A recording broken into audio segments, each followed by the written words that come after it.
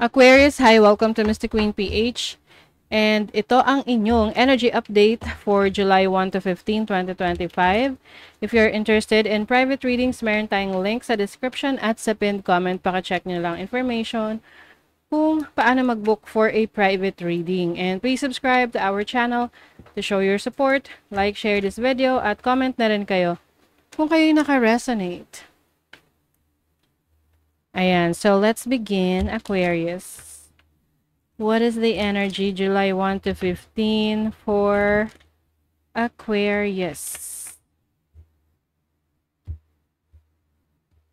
Kung may maririnig kayong ulan na maingay sa background, pasensya na kasi malakas yung ulan. So this is your overall energy, possible challenge, opportunity, and the blessing. Wow! Ang ganda. Okay. Let's see energy ng inyong money, career, finances. Wow. And then your love life. Oh. Bottom of the deck is the Five of Cups. Okay. So, now is the time na kayo ay mag-move on. No? It's time to move on, move forward, and learn from your mistakes, no? So, you are now in the process of moving forward. May mga times kasi na nagre-regret ka na yung tipong sayang, sana pala ginawa ko, or sayang pala, sana hindi ko ginawa.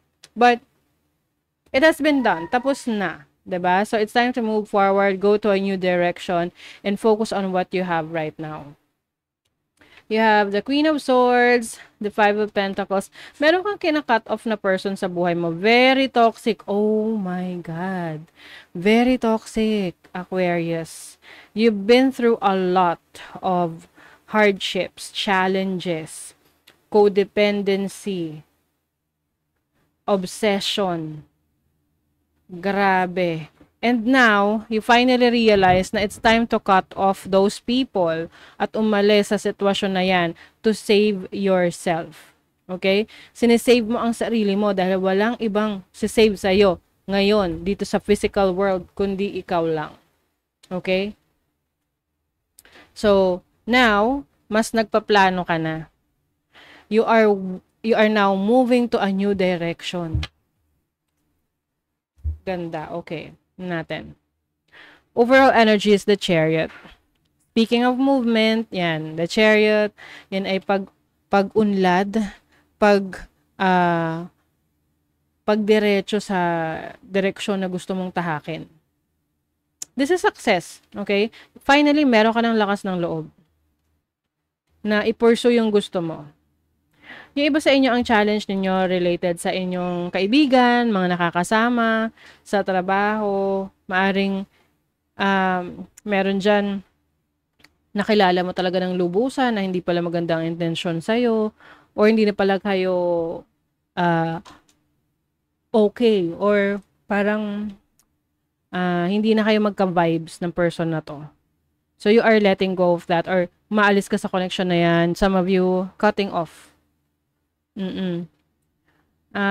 Also, maaring meron ka ring ma-experience na challenge pagdating sa mga celebrations. Lalo na kung ano to, yung reunion sa family na maaring hindi mo magustuhan yung pagtrato sa'yo ng isang tao, or dating kamag-anak talaga, or kamag-anak mo. Kasi, maaring masyadong pakailamero sa buhay mo. Yan.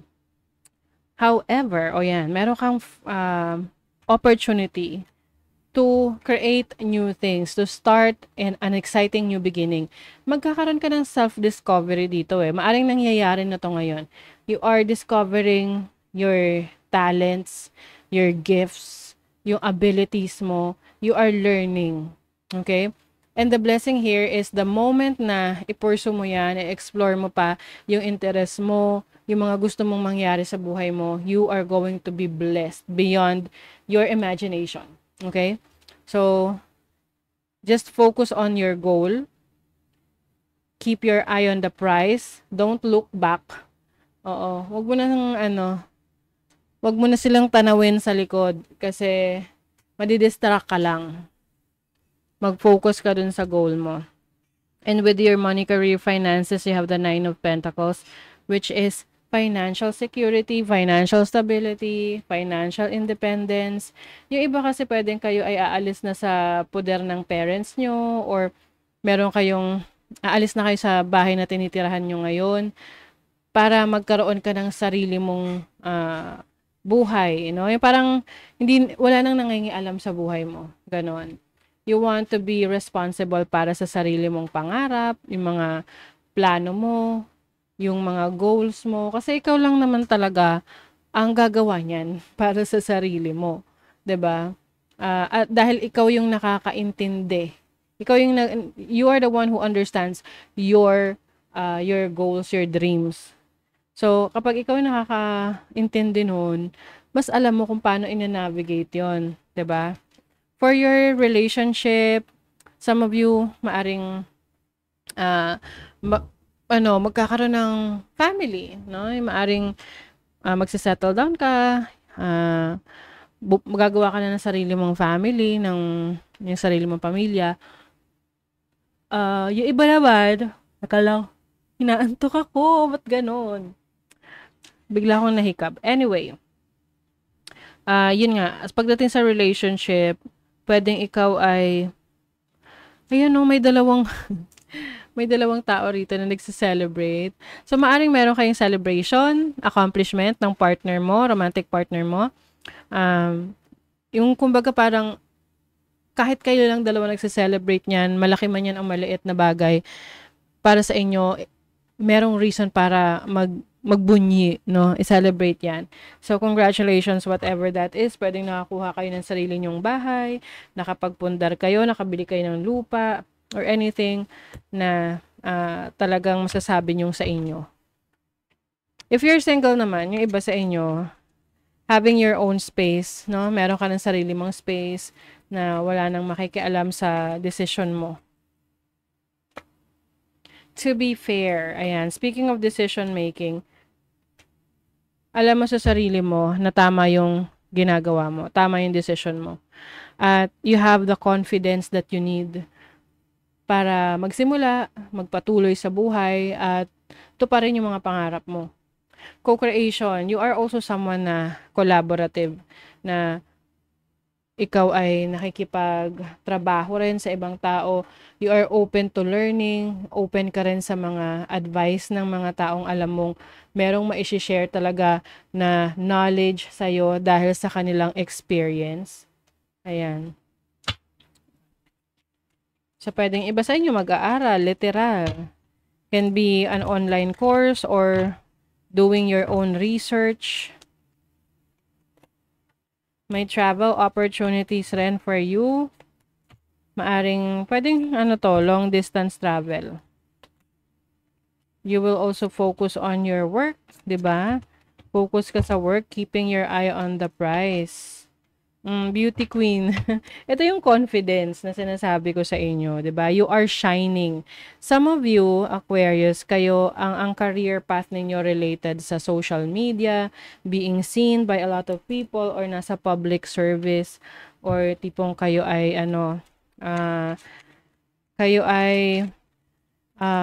politician, o kaya nasa social media content creator, ganun. Be careful sa intentions ng mga taong nandyan sa paligid ninyo. Yung iba sa inyo, kaya kayo umalis sa isang sitwasyon kasi because of betrayal, you feel like hindi mo na mapagkakatiwalaan yung mga taong nakakasalamuha mo or nakakasama mo. Kaya gusto mo sa isang lugar na kung saan kahit mag-isa ka lang, alam mo na safe ka. Kasi you are with yourself. Because you are safe with yourself. The bigger picture. Take a step back and gather your thoughts and feelings. Okay. So, ngayon, pagdating sa pagdedesisyon mo sa buhay, hindi ka nagpapadalos-dalos. Alam mo kung ano yung dapat mong gawin. And tinitingnan mo kung ano yung mas mapapabuting direction sa'yo. Kasi ngayon, mas mataas yung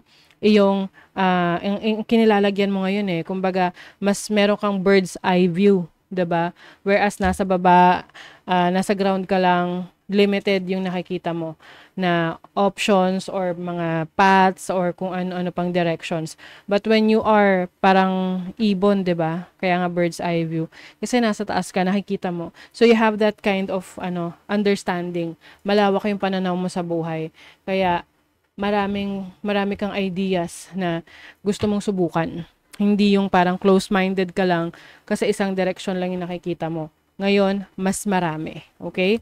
So that is your reading, Aquarius. Thank you so much. See you again.